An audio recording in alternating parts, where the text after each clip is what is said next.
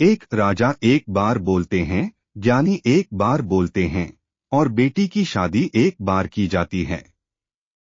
ये सभी चीजें एक बार और केवल एक बार होती हैं। दो, जब कोई जीवन के दुखों से भस्म हो जाता है तो उसे तीन चीजें राहत देती हैं: संतान, पत्नी और भगवान के भक्तों की संगति। तीन, नदी के किनारे के पेड़, दूसरे पुरुष के घर में एक महिला, और बिना सलाहकारों के राजा बिना किसी संदेह के तेजी से विनाश के लिए जाते हैं। चार, पत्नी से वियोग, अपनों से कलंक, युद्ध में बचा हुआ शत्रु, दुष्ट राजा की सेवा, दरिद्रता और कप्रबंधित सभा। ये 6 प्रकार की बुराइयां यदि किसी व्यक्ति को पीड़ित करती हैं तो उसे बिना आग के भी जला देती हैं। 5, पक्षियों को एक पेड़ जो फल नहीं देता और भोजन समाप्त करने के बाद एक घर में मेहमान। 6, एक ब्राह्मण की शक्ति उसके सीखने में है, एक राजा की शक्ति उसकी सेना में। 7, जो दुष्ट आचरण करने वाले व्यक्ति से मित्रता करता है, जिसकी दृष्टि अशुद्ध है और जो कुटिल है, वह शीघ्र ही नष्ट हो जाता है। 8, लोगों का भला करने के लिए मैं उन बातों को कहूंगा जिनसे लोग सभी चीजों को सही परिप्रेक्ष्य में देखेंगे। 9, एक पंडित भी घोर कष्ट में आ जाता है यदि वह किसी मूर्ख को उपदेश देता है या किसी दुखी व्यक्ति के साथ अत्यंत घनिष्ठ संबंध बना लेता है। 10, झूठा मित्र, बदमाश नौकर और सर्प के साथ निवास साक्षात मृत्यु के समान है।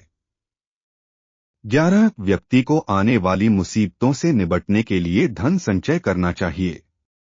उसे धन संपदा त्याग कर भी पत्नी की सुरक्षा करनी चाहिए। 12, भविष्य में आने वाली मुसीबतों के लिए धन एकत्रित करें। ऐसा न सोचें कि धनवान व्यक्ति को मुसीबत कैसी। जब धन साथ छोड़ता है तो संगठित धन भी तेजी से घटने लगता है। 13, उस देश में निवास न करें जहां आपकी कोई इज्जत नहीं हो, जहां आप रोजगार नहीं कमा सकते, जहां आपका कोई मित्र नहीं और जहां आप कोई ज्ञान अर्जित नहीं कर सकते। 14, पुत्र वही है जो पिता का कहना मानता हो, पिता वही है जो पुत्रों का पालन पोषण करे, मित्र वही है जिस पर आप विश्वास कर सकते हो। 15, ऐसे लोगों से बचें जो आपके मुंह पर तो मीठी बातें करते हैं लेकिन आपके पीठ पीछे आपको बर्बाद करने की योजना बनाते हैं। ऐसा करने वाले तो उस विष के घड़े के समान है जिसकी ऊपरी सतह दूध से भरी है। 16, एक बुरे मित्र पर तो कभी विश्वास ना करें, एक अच्छे मित्र पर भी विश्वास ना करें, क्योंकि यदि ऐसे लोग आपसे रुष्ट होते हैं तो आपके सभी राज से पर्दा खोल देंगे। 17, मन में सोचे हुए कार्य को किसी के सामने प्रकट न करें बल्कि मनन पूर्वक उसकी सुरक्षा करते हुए उसे कार्य में परिणत कर दें। 18, मूर्खता दुखदायी है, जवानी भी दुखदायी है, लेकिन इन सबसे कहीं ज्यादा दुखदायी किसी दूसरे के घर जाकर उसका एहसान लेना है। 19, हर पर्वत पर माणिक्य नहीं होते, हर हाथी के सर पर मणि नहीं होती, सज्जन पुरुष भी हर जगह नहीं होते और हर वन में चंदन के वृक्ष भी नहीं होते हैं।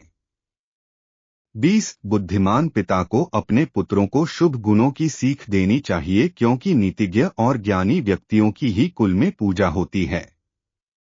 21, जो माता पिता अपने बच्चों को शिक्षा नहीं देते हैं वो तो बच्चों के शत्रु के समान हैं, क्योंकि वे विद्याहीन बालक विद्वानों की सभा में वैसे ही तिरस्कृत किए जाते हैं जैसे हंसों की सभा में बगुले। 22, एक दुर्जन और एक सर्प में यह अंतर है कि सांप तभी डंक मरेगा जब उसकी जान को खतरा होगा, लेकिन दुर्जन पग पग पर हानि पहुंचाने की कोशिश करेगा। 23, राजा लोग अपने आसपास अच्छे कुल के लोगों को इसलिए रखते हैं क्योंकि ऐसे लोग ना आरंभ में, ना बीच में और ना ही अंत में उनका साथ छोड़कर जाते हैं। 24, जब प्रलय का समय आता है तो समुद्र भी अपनी मर्यादा लांघकर किनारों को नष्ट कर जाते हैं, लेकिन सज्जन पुरुष प्रलय के समान भयंकर आपत्ति अव विपत्ति में भी अपनी मर्यादा नहीं बदलते।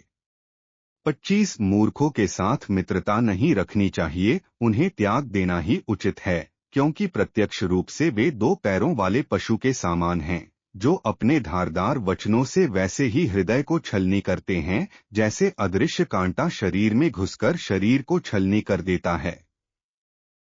26 रूप और यौवन से संपन्न तथा कुलीन परिवार में जन्म लेने पर भी विद्याहीन पुरुष पलाश के फूलों के समान है, जो सुंदर तो हैं लेकिन खुशबू रहित हैं। 27 कोयल की सुंदरता उसके गायन में है, एक स्त्री की सुंदरता उसके अपने परिवार के प्रति समर्पण में है, एक बदसूरत आदमी की सुंदरता उसके ज्ञान में है तथा एक तपस्वी की सुंदरता उसकी क्षमाशीलता में है। 28 जो मौन रहते हैं वो झगड़ों में नहीं पड़ते, जो जागृत रहते हैं वो निर्भय होते हैं। 29 अत्यधिक सुंदरता के कारण सीता हरण हुआ, अत्यंत घमंड के कारण रावण का अंत हुआ, अत्यधिक दान देने के कारण राजा बाली को बंधन में बंधना पड़ा, अतः सर्वत्र अति को त्यागना चाहिए।